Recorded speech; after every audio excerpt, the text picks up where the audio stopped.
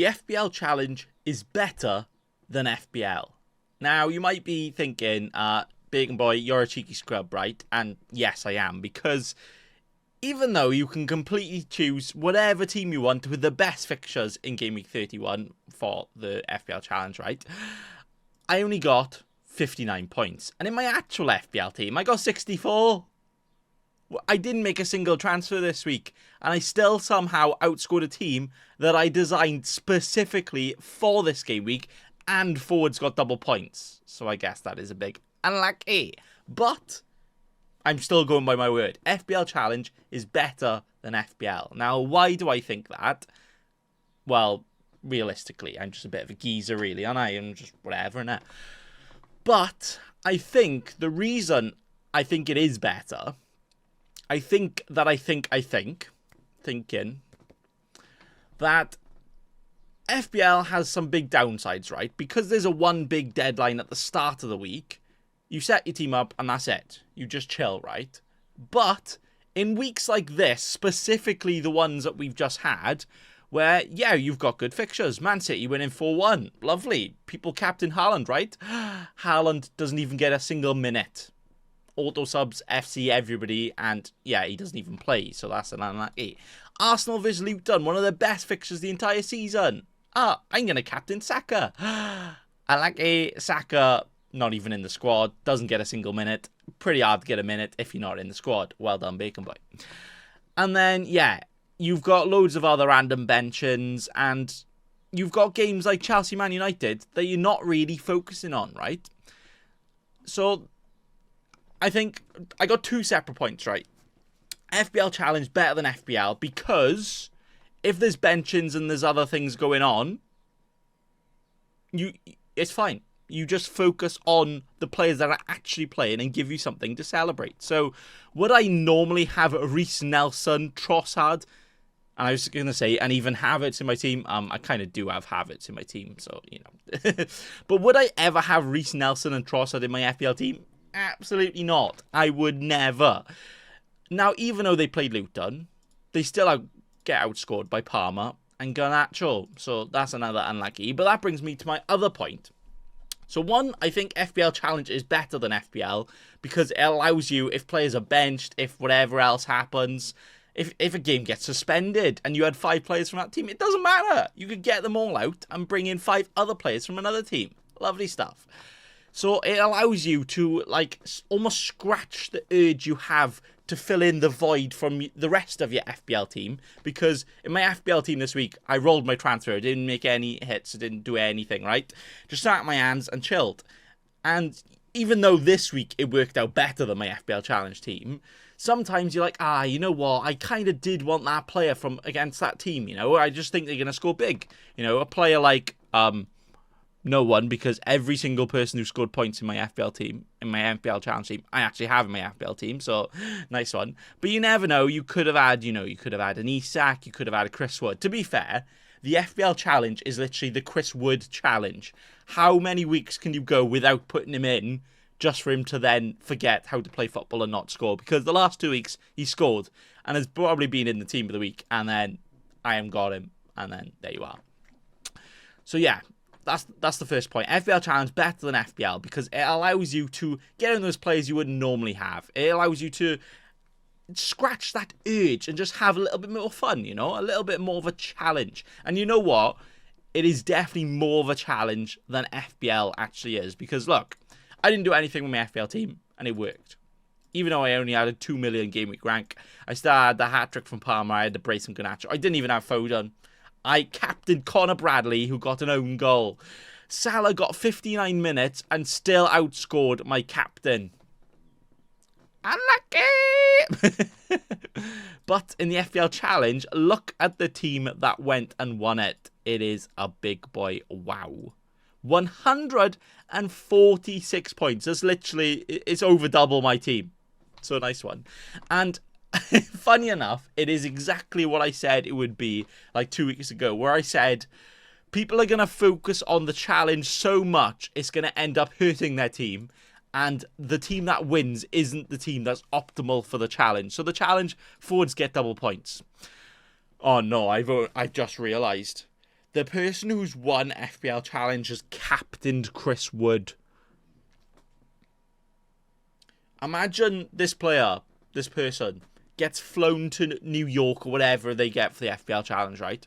Somebody on the plane, oh, how did you get on here then? You know, what did you win a competition or whatever? No, I captained Chris Wood in a fantasy game, mate. Nice one. What? I mean, to be fair,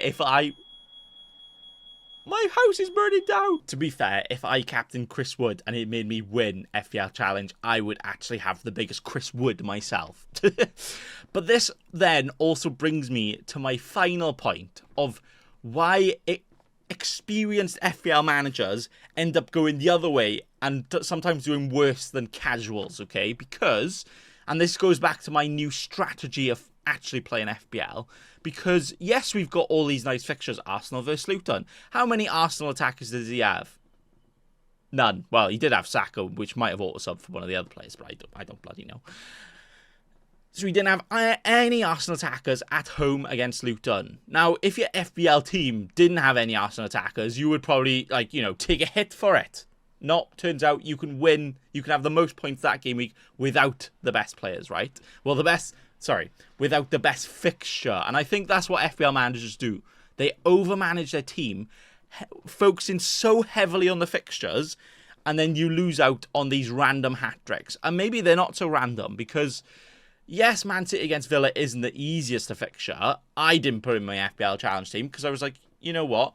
But do you know what? I will actually claim some sort of glory here, because once I saw that Villa team, which was almost a disgrace. I mean, they did end up actually having a game for half of it and then just completely deciding halfway through, they're like, you know what? Don't like football. Let's not play. Lost 4-1. Because of that, I did actually transfer out someone. I think it was Jesus, because he wasn't starting, for Alvarez. And I was like, you know what? They're going to score the goals. They did score the goals. A player did score a hat-trick. It just wasn't the player I picked, which was unlucky. And I was actually going to choose Foden. And then I saw Nelson, Trossard, and Havertz start. And I was like, you know what? That's a very good differential midfield. I'll go for them instead. And obviously that didn't work, so unlucky. But yeah, it goes back to my point that FPL managers focus on the very next fixture so much, you get rid of players that are good, that could go and score a hat-trick. A lot of people transferred out Foden for a hit just to get in Salah to captain. Foden scores a hat-trick and gets 20 points. Salah gets 1 point with a 59. So that is a big unlucky. Now, does that mean you shouldn't transfer in Salah ahead of Sheffield United? No. No, you still can transfer him in.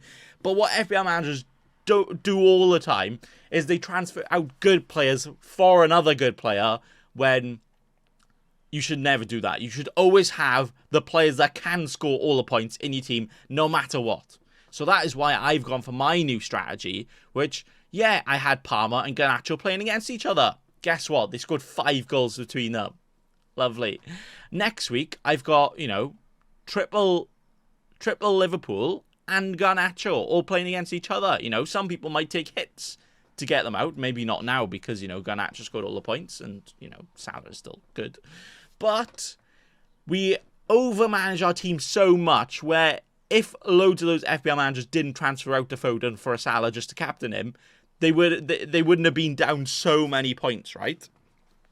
So that's another point. But going back to the FPL challenge and the team that actually won this week, Foden hat-trick, Palmer hat-trick, Gibbs White goal and assist, Olivia Rodrigo in midfield, 12-pointer. And then the fact they're winning with Chris Wood and Isak as their only forwards in a forward focus when forward get double points, you know, even someone like a Darwin got a goal, you know, and would have scored more than some of these other players. He even had a player that blanked. But I think this also goes to show you and kind of backs up what I've just been saying, where, yes, you can focus on the fixtures, but I don't think that should come as a compromise of getting out your players that could go and score all the points, right?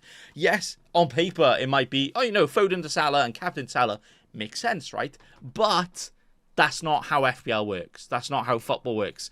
Players don't only score in the best fixtures. You need to keep in players like Foden, like Palmer, like Garnacho, maybe like a Saka when he's not bloody injured.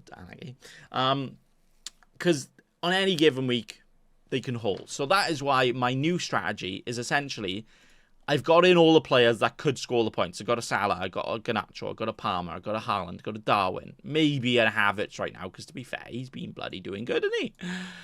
Maddison, okay, I would have got a Son in there, but I can't afford, sorry, don't have a bank loan. I'm 9.8 millionth in the world, and I have, like, the worst team budget in the world, but that's just for the memes, right? X vibes go brrr. But yeah, new strategy, get in the players that can and will score the most points. It doesn't have to be the best fixtures. Just focus on the actual team, and then that will probably rise and be better, right? Because imagine you go to the end of the season, right? You look at the top scorers in the league. You see Palmer with 18 goals, and he only costs like 5 million. You see Solanke with like 14 goals or whatever he's got right now, and he only costs like, bloody 5.5, 6 million or whatever he did at the start of the season. And then imagine your mate that doesn't play FPL. It's like, oh, you play that fantasy game, right? You must have had those players in your entire team. They're all season, right? They were doing that well. Oh, Norm, see what it is, mate. I had him in for 2 or 3 weeks, and then he played Man City for 1 week, and I was like, nah, I'm going to get him out. And then I didn't get him again for 8 weeks, and I missed like a couple of hat-tricks, but that's just the way it goes, isn't it? No, that's not the way it has to go. Because what I'm saying is, get in the players that will score the most points, that probably will score the most points, even like if we go to the top scoring, Foden is now the top scoring. How many people got him out? And now they just transferred out the top scoring midfielder. Now, again, go back to talking to a casual and them asking, oh, Foden scored the most FPL points this season. You must have had him in all season, right? Oh, no, he was playing Aston Villa, a fixture that's not even that bad, and I got him out for a hit. What? See, I think we need to rethink and rewire why we actually get in these players for FPL. Like, yes, we can optimize our team every week for a fixture. You will randomly get a haul because, player like Gibbs White's not going to score 13 points every week. Fixtures are still good to target.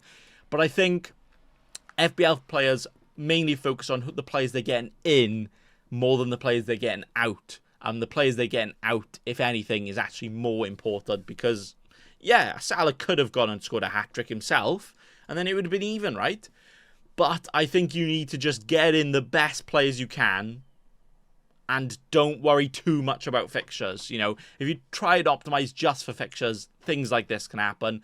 And I think the best, the middle ground, the balance for it all is essentially having a team full of players that you're happy to keep all season because price-wise, Garnacho 4.9 million, Palmer 6 million. They're going to score a lot of points for their value, right? My house is burning down again. And then I think you should have players like the Maddison. I mean, my dodgy picks right now are, I guess, like a Darwin, maybe a defender as well. And you can have a couple of picks that you rotate every week and target the best fixtures. But for the majority of your squad, like I've gone for Raya in goals. Yes, he's probably not going to get the big boy hauls, right? But he's good for the rest of the season. And that's all you need to do. You don't need to make transfers every week, try and optimize your team every week. Get in players that score points and you'll score more points. It's that simple. We overcomplicate it with all these fixture planning and all that. Yes, that can be an aspect and that can help you. But I think that shouldn't take away from the core fact that you should just have the players that can score the most points. It's really not that hard to understand, What is hard to understand is the next FPL Challenge week. Not the one that we have this week for the Reds rivalry, Man United and Liverpool players getting double points. No, sportsmanship. FPL Challenge is brand new game mode. Could have had any idea, right? Midfielders score double points. Defenders get double points for clean sheets. You could change the rules about a goal, about an assist, about anything else, right? You could do penalties are actually -2 points. Get Palmer out of your team. Unlucky penalty merchant. No, we've got red cards are worth -8 points and yellow cards are worth -5. No, actually, I know I'm memeing. I know I'm joking. And a lot of people are like, what the fuck is this? But actually, it does actually sound like quite a good challenge. Because imagine, you go for your triple Man City against Luton. You go for whatever else, other good fixture, right? You got like 130 points. You look at the leaderboard. It's like, wait, hang on, I'm first. And then all of a sudden, your player goes and scores his hat-trick and takes his top off and gets a -5 points. So even though he just scored, he's actually got less points for taking his top off to celebrate, and then you end up not winning it. Now that would actually be the biggest of the big boy unlucky, and I can't wait. But this week in Game Week 32, with the double Man United and Liverpool points, I have this. This is the sexy team. Now again, it goes back to the thing that I would say would actually win the FPL challenge. The fact that the winner doesn't have 5 players from the best team and 5 players from the second best team, right? The most he's got from the same team is 2. 2 Nottingham Forest, 2. He's even got 2 bloody. It's not Burnley Bacon. It's see, you can tell it's 6 a.m. and I've only just woke up. Brentford and double Man City. They don't have 5 players from Arsenal. I mean, why have I done that then? I know I'm a hypocrite, but this week is slightly different than that because yes, I've gone for the 5 Arsenal, 5 Liverpool that will be starting, and I do and will have the 4 to 5 Man United. But I think it's slightly different because one, I'm mainly keeping the Liverpool players in because I think they will actually score the points, and they're all double. It's essentially like they're all captained, right? Especially if you captain a Liverpool player. I mean, a captain Salah with double points, so quadruple points, might still get outscored by bloody Eze or whatever. Dwight McNeil against Burnley. You heard it here first. But I think you've got to go for them. And then the fact that we can do the auto-sub thing because the Man United game is before the Chelsea-Sheffield United game, it essentially means I can have the Man United players on my bench. I can see if their double points is a lot. If any of these get any points, then I don't make any transfers and they'll get subbed in for all of these. But if they don't get any points, I can transfer these out because you can make transfers throughout the week. You can transfer these out for any Chelsea player that's actually playing against Sheffield United. And yes, I'm essentially only looking at these 2 fixtures. And I've also got Solanke in, for balance. And, Everton players could go and score all the points. But I think it's slightly different with the double points here. And then this fixture is definitely good enough as a backup / cover / target anyway. I'm going to have a Palmer. So with that being said, that's the team. Is it going to be a team that's going to win? Probably not. And maybe I should stop focusing on the challenge so much. But what I think FPL Challenge really does is actually provide us with a challenge, Like I said, the best FPL managers are not going to do great in FPL Challenge because the way they play FPL is just not the same. I'm still, the fact that I'm still going 5 Liverpool players here when you've got an Everton playing Burnley, you've got, a Bournemouth playing against Luton. Even like I don't know, Arsenal could get all the points there, But also the FPL Challenge is fun and new. And, yes, the goal is to try and win, but it also allows you to just have a little bit of fun on the side in it. So that's also what I'm doing. But yeah, that is the team. My actual FPL team, I don't bloody know, but Palmer captain because pen merchant and it. But yeah, that is why the FPL Challenge is better than FPL because of sportsmanship. Oh, it's gone. Hello? I've broken it. Because of sportsmanship. That is why FPL Challenge is better. Unlucky. But yeah, no, I do actually think it's better because I don't think it should replace FPL, but I think it's better because it just allows you to have that extra bit of fun that you wouldn't normally have in your FPL team. And that's that really. So yeah, thanks for watching and bye.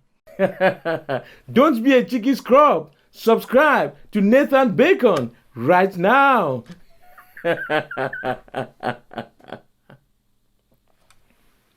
Don't let your memes be dreams.